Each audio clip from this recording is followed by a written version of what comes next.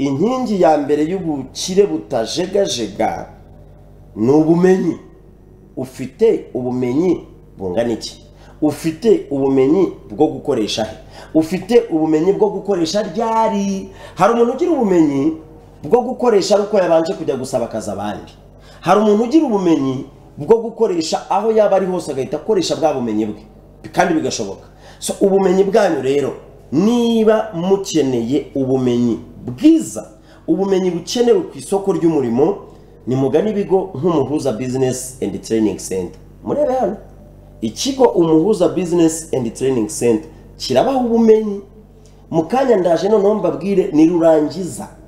Noneho twageze ku rwego rwo gushyiramo ishami ryo kwigisha abantu ko bagomba kuba abatekinisiye mu kuvanga irangi. Urashaka gucanga irangi? Ubwo ni ubumenyi bukenewe aho uzajya hose.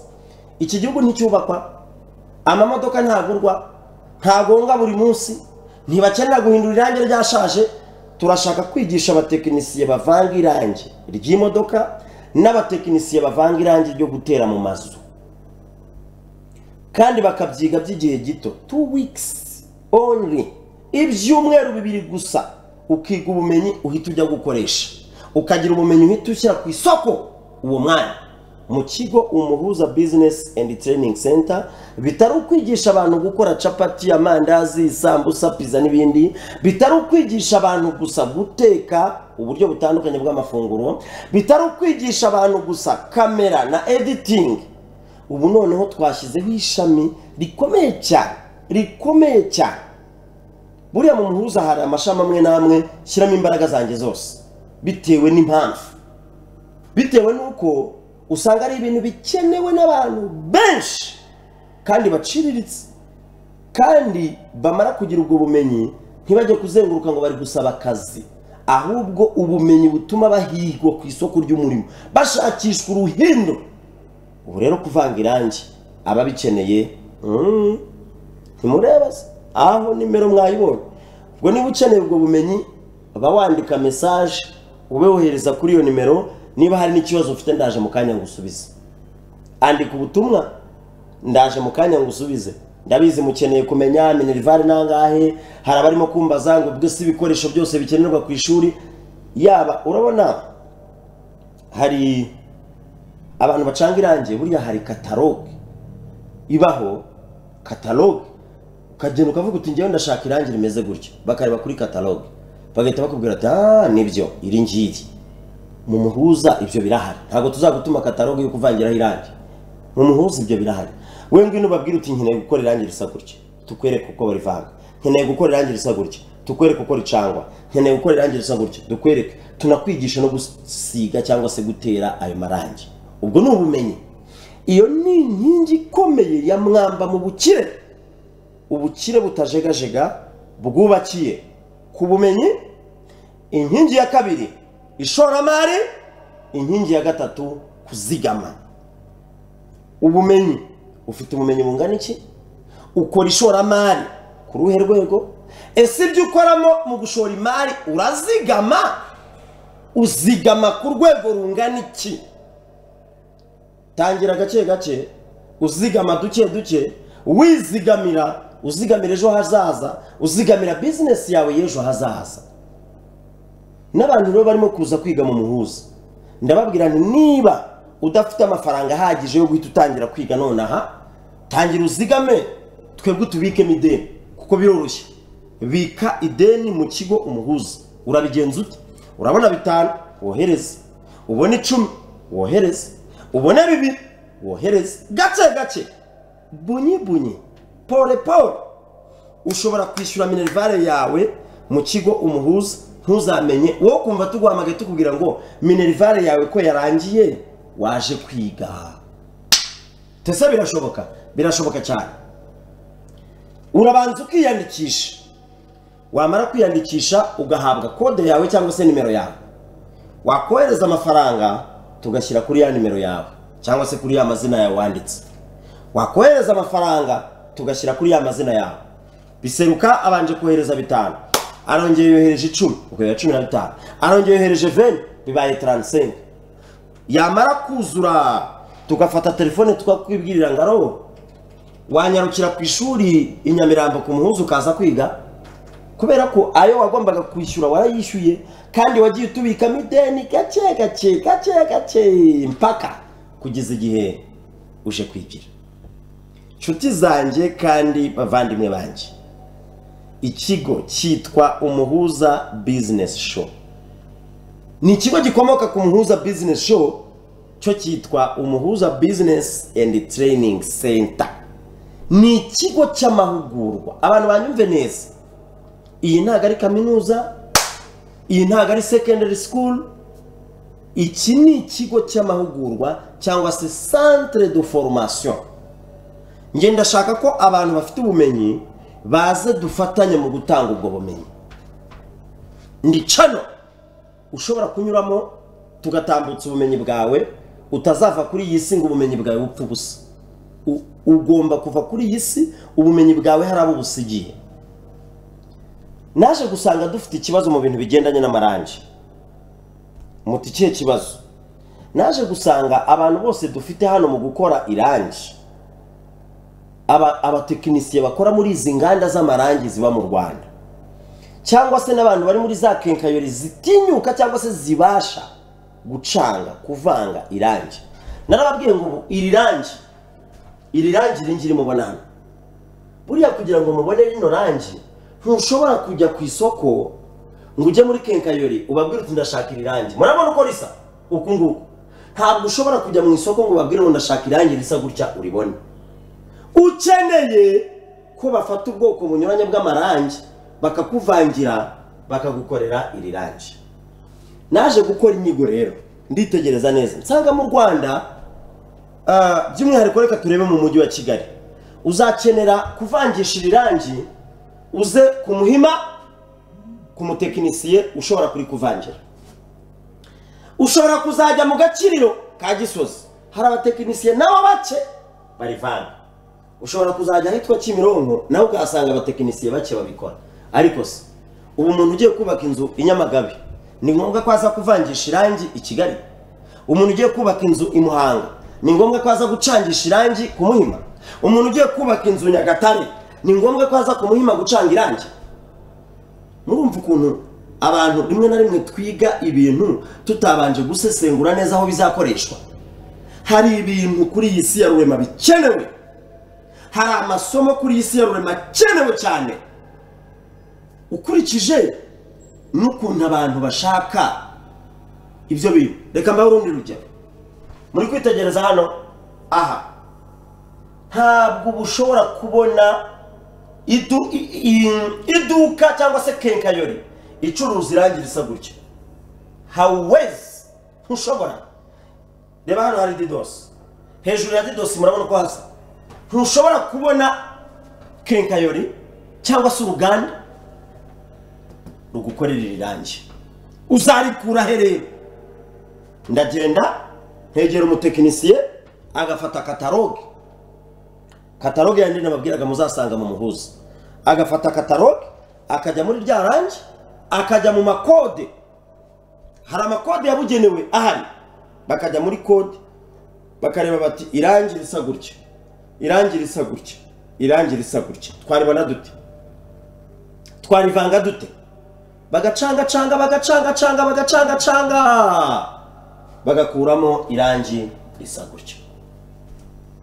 Murabona hano iki ni icyuma, sibyo? Aka uyu muguno uyu nguyu. Ubu hari irangi we ntabwo muri kubasha kuribona neza, irangi riteye kuri iki cyuma. Ni irangi ugomba kujya gucangisha, kuvangisha bakarivanga. So abo batekinisiye rero bavanga iryo rangi muri iki gihugu muzi bangahe? Munsubize, muri iki gihugu muzi abatekinisiye bangahe bashobora kuvanga irangi?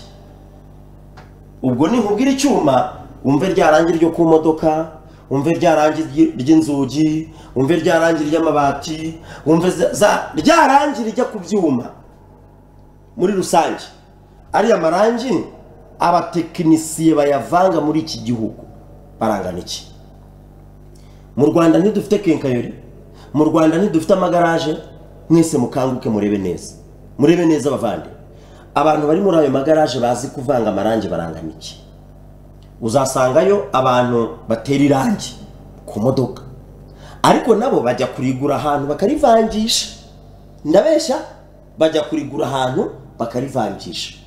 Uriya bariguzeho afite umutekinisiye, kuko ntago abacuruzi bose bazi kuvanga irangi, barabizi se? Uriya uriguzeho afite umutekinisiye, tekinisiye mu byo kuvanga irangi. Uriya mutekinisiye nujya kubara amafaranga muhembe, bahagurukira mu bihumbi za 400 za 100. Abatekinisiye babikora muri iki gihugu rero naritegereje neza, nkora inyigo yanjye, ndagenzura hirya no hino. Ntabwo nujya gukemura ikibazo uzabanza ukimenye, ntuzakemura ikibazo utarakimenya neza. Nza gusanga abatekinisiye bavanga irangi muri iki gihugu cyangwa se bagerageza kubikora ni abantu babikuye mu bihugu bimwe by'abaturanyi. Ni abantu bamwe babyize mu bihugu bimwe by'abaturanyi. Icyo kintu ndashaka kugira ngo tugihanagure. Mu Rwanda dufite abatekinisiye kabone niyo baba barabyize muri ibyo bihugu by'abaturanyi, uyu munsi bagomba kumfasha tukabyigisha abanyarwanda, tukabyigisha abaturarwanda. Nababwiye ngo nje mu guhaguruka kwanjye numvise ko naricaye mbona ko umusanzu igihugu kinkeneyeho uyu munsi no gufasha abajene, no gufasha urubyiruko, no gufasha abakiri bato, no gufasha abagifite imbaraga, ntabaha amafaranga ahubwo mbigisha kuroba ifi. Ntabaha ifi ngo barye, ahubwo mbigisha kuyiroba. Naho ngeze shimira cyane n'umugabo bita Dr. Kirawe Emmanuel yabanje kumpa trainings. Nanjye rega nazamuwe na formation, nazamuwe n'amahugurwa, nazamuwe no guhabwa ubwo bumenyi kuko ntabwo nari mfite. Burya cyambere na amakuru we. Cyambere na amakuru, burya amakuru ari n'ubumenyi. Ndabeshya se? Amakuru n'ubumenyi, kandi ubwo bumenyi buba bukenewe.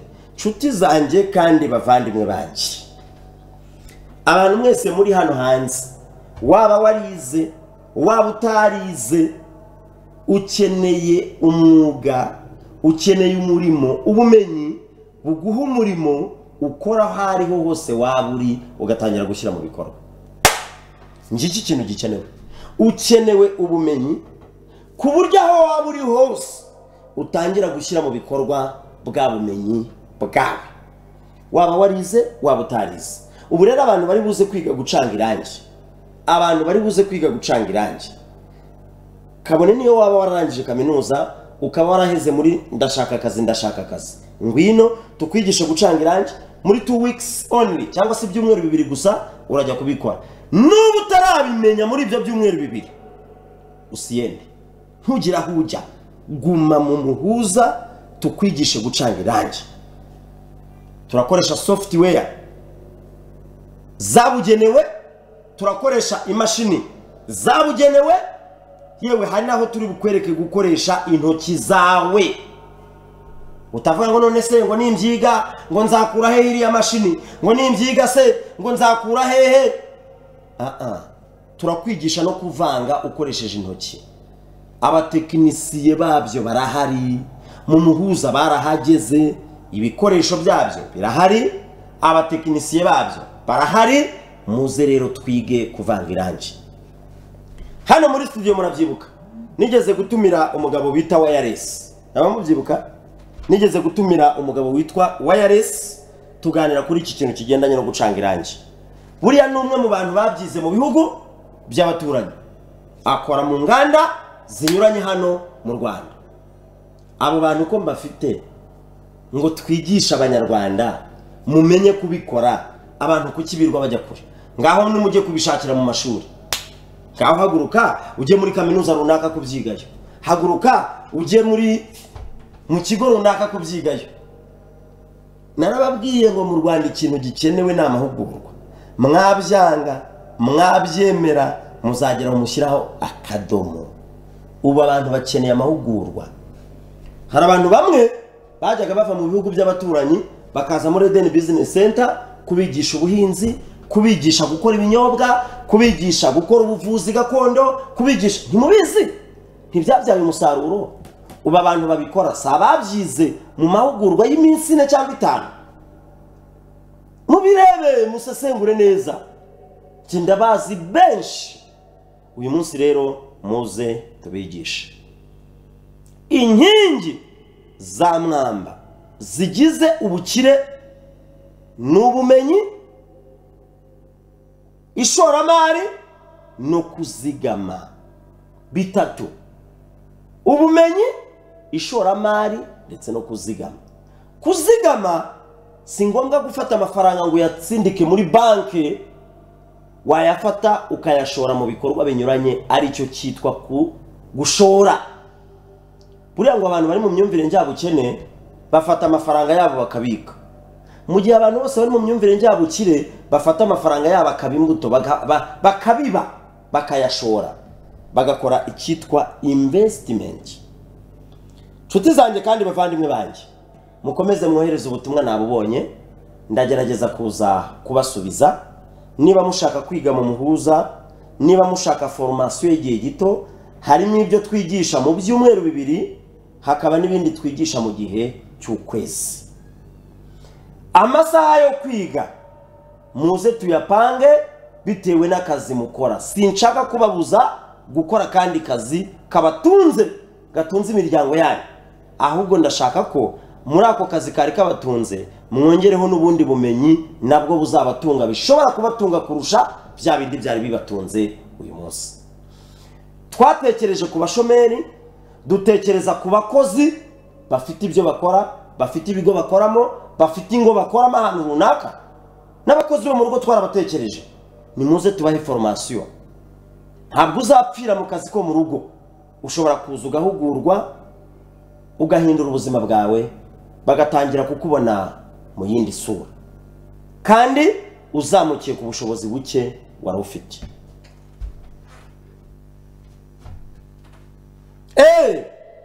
Hanganyimana Pacifique arashaka kwiga gukora amandazi chapati imigati n'ibindi novuga ngo arashaka kwiga ibintu bikozwe muri brancherie bikozwe mu ifarini ubwo ni brancherie ndetse na patisserie ndaza kuza kubasubiza abantu mwese murimo mwohereza ubutumwa bwanyu buri kungeraho kambanze ndebe ubutumwa bumaze kuza uko bungana njya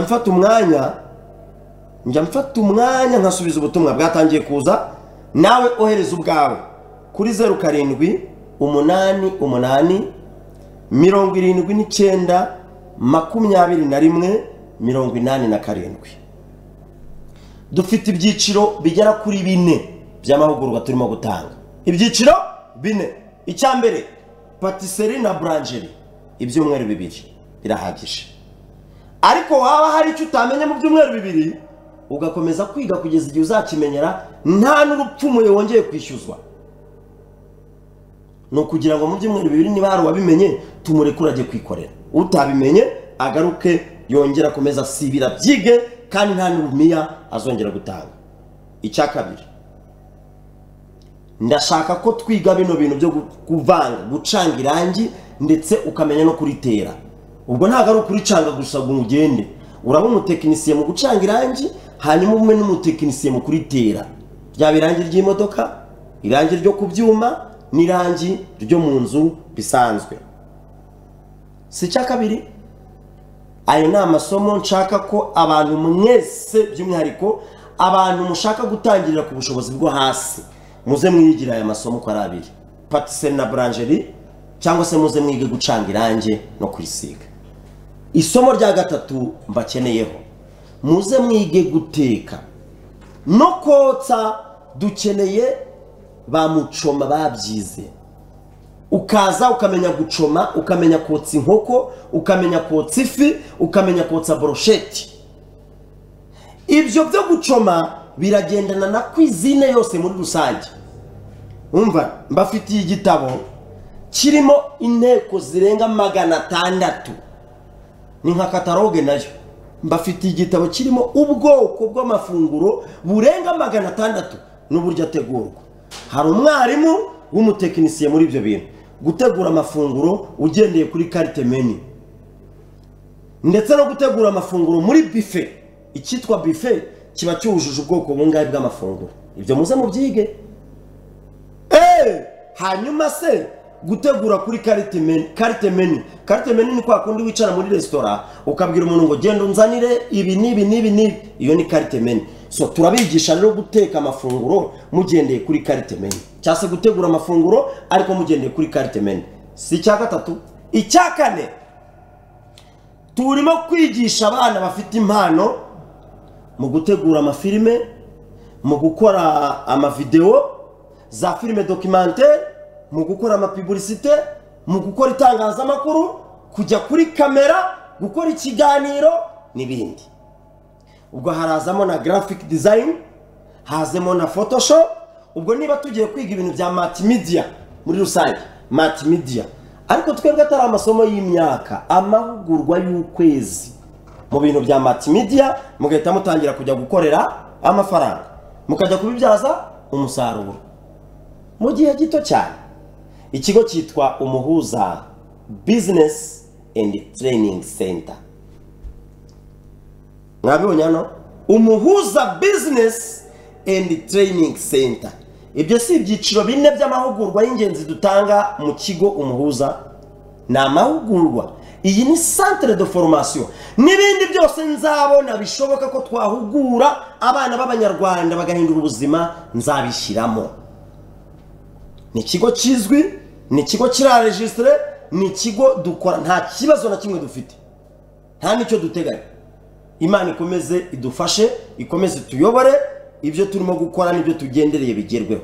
Narababwiye ngo imyaka namaze nkora ibiganiro by'ubukungu, nize byinshi, nabonye byinshi, nkora ubushakashatsi, nza gusanga ibintu twirwa tubwira abantu ngo nibihangira umurimo, tugomba guhindura umuvuno, tukabwira abantu ngo nimuhange imirimo muri ibi. Twarababwiye ngo muhange imirimo. Abantu babuze igishoro, abantu babuze. Uyu munsi muze tubaho ubumenyi by'igihe gito, ubumenyi bukenewe ku isoko, muhita mutangira gukora. Niyo waba utarabona akazi, umuntu ataraguha akazi, ugahita utangira kubyikorera. N'amahugurwa. Mu gihe cyose ugerageza kumpamagara kuri iyo nimero iherwa na 87 0788 21 simbashe kukwitaba, wenda kubera ko ndi mu biganiro haba kuri BTN haba no kuri radio, nshobora gutinda kukwitaba. Yewe no mu ishuri mba nigisha, ushobora guhamagara. Nanjye ndi umwe mu barimu muri icyo kigo, nanjye ndi umwe mu barimu mu kigo. Ntabwo ruvuga ngo directeur ndi umwe mu barimu mu kigo, kandi nzi neza mfite ubumenyi bwo kubaha. Ushaka kumpamagara rero nkatinda kukwitaba, ohereza ubutumwa bwawe cyangwa se uhita uhindura uhamagare kuri 0788 43 34 35 0788 43 34 35. Wahindura ugahamagara kuri iyo nimero. Ariko mwohereza ubutumwa niba ari no kwiyandikisha kugira ngo twebwe mutubike mideni, nimuce kuri iyo ngiherwa na 87 iriho biseruka mwaka byarama. Muyiceho ugende ushyiraho make kugeza igihe uzaza kwigira. Byose birashoboka. Ikigo gikorera i Nyamirambo, ariko uko ikigo gikura tuzabageraho hirya no hino mu gihugu bigendanye n'imbaraga zacu. Reka nyarukire mu Misiri. Hari Egypt and Middle East Expo. Irene twagiye mu Misiri. Nababwiye ko ubukire burambye bushingira ku bintu bitatu: ubumenyi, ishoramari no kuzigama. Ubukire burambye butajegajega: ubumenyi, ishoramari no kuzigama. Reka tubahereze ubumenyi.